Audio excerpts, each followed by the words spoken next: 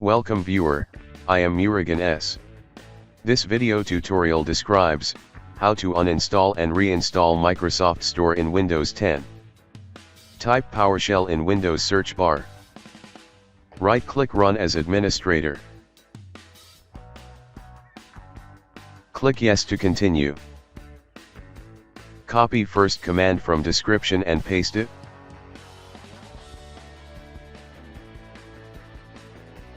Store uninstalled successfully. Copy second command from description and paste it.